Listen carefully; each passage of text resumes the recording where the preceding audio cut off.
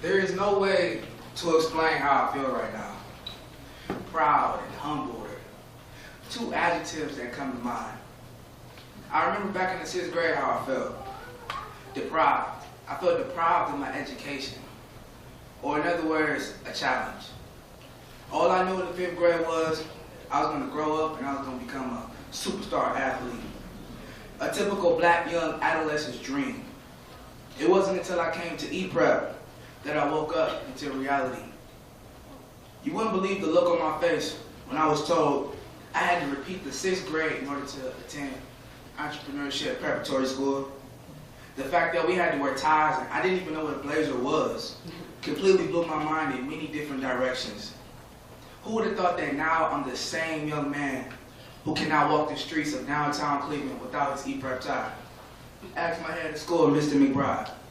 It got to a point where leaving school, he had to check to see if I still had my tie on.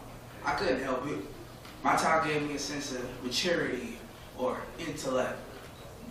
If I were to ask each and every one of you parents how you felt about your child right now, I guarantee most of you would say proud or happy. And that's understandable because I'm 100% sure my parents feel the same way about me. But the fact of the matter is, your child didn't stay at the school until 7 or 8 o'clock p.m. making packets, grade papers, and/or planning tests. The teachers did. Your child didn't mail out his or her applications, transcripts, and write recommendations for the high-performing high schools they will be attending next fall. Ms. Ashford did. Your child didn't get ready for high school by themselves. Their mentors helped them. Your child didn't give themselves an extra snack or two when they were still hungry.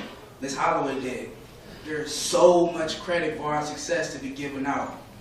And parents, if you truly understand what I'm saying, you will go after graduation and hug every teacher, staff, mentor, etc. just as tightly as you would your own son or daughter. My story at Eprep is the same as most of my peers in Capital. 6th grade was a real eye-opener for me. There was no teacher to give me a break. There was no easy way out. 7th grade came with a lot of drama.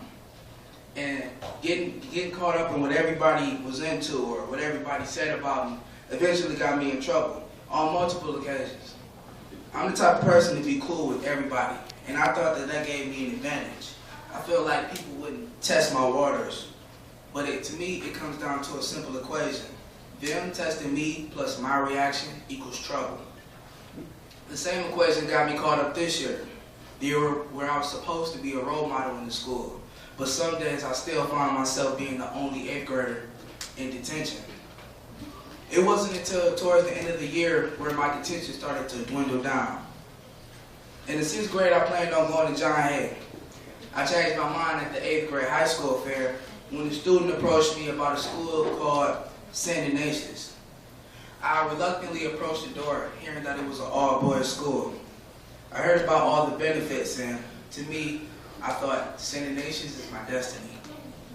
Had that student never approached me about St. Ignatius, I would have never even thought of looking at the door. So I applied to Ignatius, and I also applied to St. Edward's, which is another school I heard about. In my head, I heard doubts.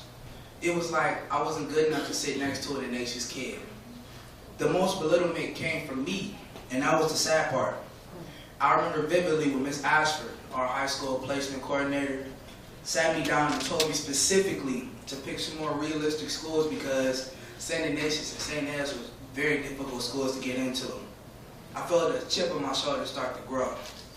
Ms. DeAndrea, my reading teacher, also told me that if I wanted to get to Ignatius, my behavior would have to change.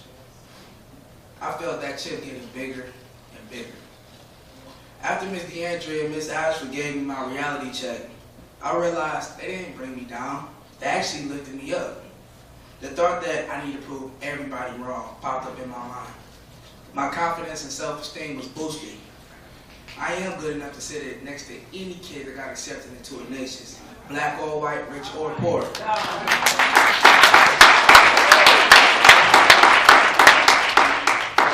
Now look at me. Next fall, I will be attending one of the most prestigious high schools in America, and that school is St. Ignatius High School.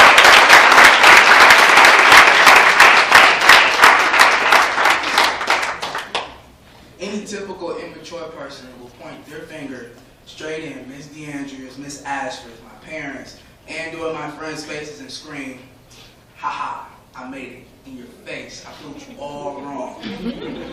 But D'Angelo has a sense of maturity now. The only thing I can say to the people that doubted me is, thank you. There is no better way to put it.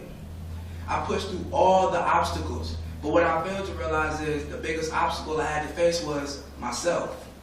Had I not been told I would never make it, or I needed to become more realistic, I would have never tried as hard, and I would have never overcome that huge obstacle, which was myself.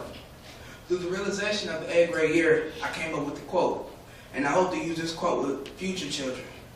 Underestimation is the best kind of motivation.